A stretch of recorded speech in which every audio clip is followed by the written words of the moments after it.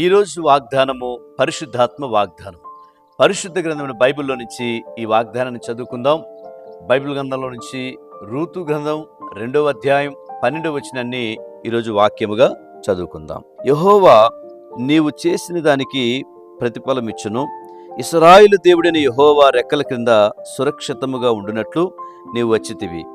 ఆయన నీకు సంపూర్ణమైన బహుమానం ఇచ్చునని ఆమెకు ఉత్తరం ఇచ్చును. గట్టిగా దేవుని స్తోత్రం చెబుదామండి. ఈ యొక్క సమయంలో ఈరోజు ప్రత్యేకంగా దేవుడు మీకు ఇచ్చే గొప్ప వాగ్దానం సంపూర్ణ ప్రతిఫలం ఇచ్చేవాడండి. ఆ రోజు ఆ భక్తులతో మాట్లాడతామంటే ఈరోజు వాగ్దానం ద్వారా ప్రత్యేకంగా ఈరోజు మీ అందరితో పరిశుద్ధాత్మ దేవుడు మాట్లాడుతున్నాడండి. మీరు గమనించండి, చాలాసార్లు మీ జీవితంలో ఈ లోకములో ఏ సహాయము లేకుండా కొన్నిసార్లు విడవబడిన స్థితిలో మీరు ఉంటారు. నా అనుకునేవాళ్ళు మిమ్మల్ని కొన్నిసార్లు హేళన చేయొచ్చు, లేకపోతే మీ పరిస్థితులు అన్నీ కూడా తారుమారు అయిపోతూ ఉండొచ్చు. ఏది చూస్తున్నా సరే ప్రతి పరిస్థితిలో కూడా మీకు చాలా అవమానంగా, నిందగా, హేళనగా, చాలా కష్ట నష్టంతో మీరు ఉండి ఉండొచ్చు. ఈరోజు ఈ వాగ్దానం వింటుండగా దేవుడు మీతోనే మాట్లాడుతున్నాడు.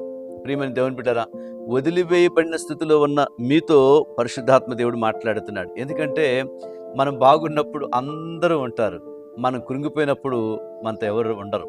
కానీ బైబిల్ చెప్తుంది, అలాంటి సమయంలో మనల్ని ప్రేమించే ఒక గొప్ప దేవుడు ఉన్నాడండి. ఆయన ఒక మాట అంటున్నాడు, ప్రయాసపడి భారము మోసుకుంటున్న సమస్త జనులారా నా ఎదుకు రండి, నేను మీకు విశ్రాంతిని కలగజేస్తానన్నాడండి. కానీ మనుషుడు వదిలేయచ్చు కానీ దేవుడు వదిలిపెట్టడండి. కాబట్టి నీ కొరకు, నా కొరకు ఆ సిలువలో తన అమూల్యమైన రక్తం, విలువైన ప్రాణాన్ని పెట్టి సమాధి చేయబడి బద్దలు కొట్టి తిరిగి లేచాడండి.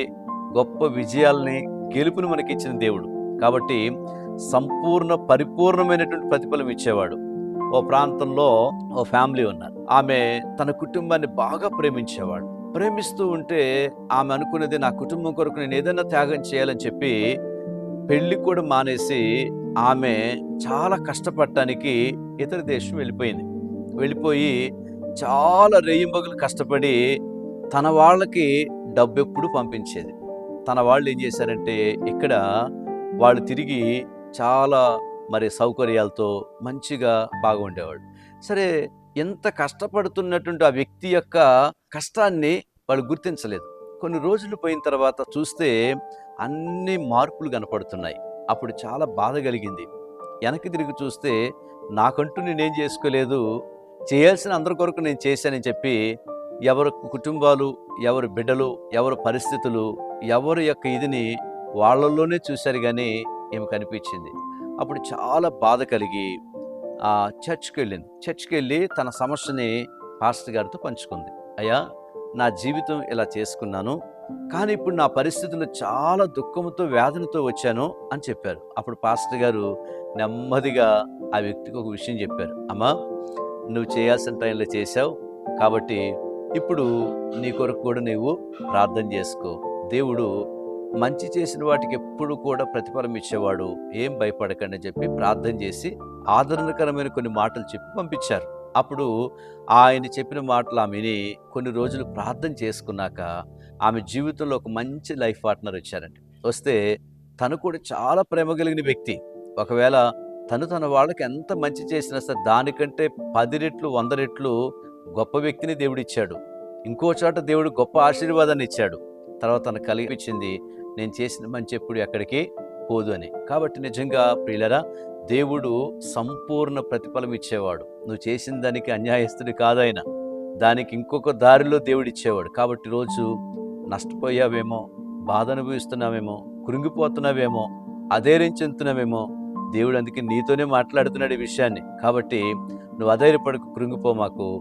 ఆ దేవుడు నీకు మరొక కోణంలో నువ్వు చేసిన దానికి మంచి కార్యాన్ని దేవుడు ఇవ్వబోతున్నాడండి. మంచి ద్వారం తెరవబోతున్నాడు. ఈరోజు ఎంతమంది బర్త్డే జరుపుకుంటున్నారో ప్రత్యేకంగా మీకు హ్యాపీ బర్త్డే చెప్తున్నాం. దేవుడు యేసుక్రీస్తు సియోని మినిస్ట్రీ పరిచర్య ద్వారా మరొకసారి మీ కొరకు ప్రార్థన చేస్తున్నాం. దేవుడు మిమ్మల్ని దీవించును గాక. ఎంతమంది యానివర్సరీ చేసుకుంటున్నారో ప్రత్యేకంగా మీకు శుభాలు చెప్తున్నాం. దేవుడు సంవత్సరాలు జరుగుతుండగా మీ జీవితంలో ప్రతి వాటిని తెలియజేస్తూ మిమ్మల్ని నడిపించును గాక. ప్రార్థన చేసుకుందాం. ప్రేమగల యేసయ్యా, వందనాలు. ఈరోజు ప్రియులు ఎంతమంది వాగ్దానాన్ని చూస్తున్నారో, క్లైమ్ చేసుకున్నారో, యేసుక్రీస్తు నామములో వారు దీవించబడును గాక, ఆశీర్వదించబడును గాక. ప్రతి వ్యక్తికి ప్రతిఫలాన్ని సంపూర్ణత ఇవ్వండి. వారి జీవితంలో ఈరోజు ఒక క్రొత్తవి ఎదుర్కోవాలి, క్రొత్తవి నడిపించబడాలి, క్రొత్తవి వారి జీవితంలో అనుగ్రహించబడాలి. వారి ద్వారా మీరు మహిమ పొందమని యేసు నామములో ప్రార్థిస్తున్నాం తండ్రి. ఆమెన్.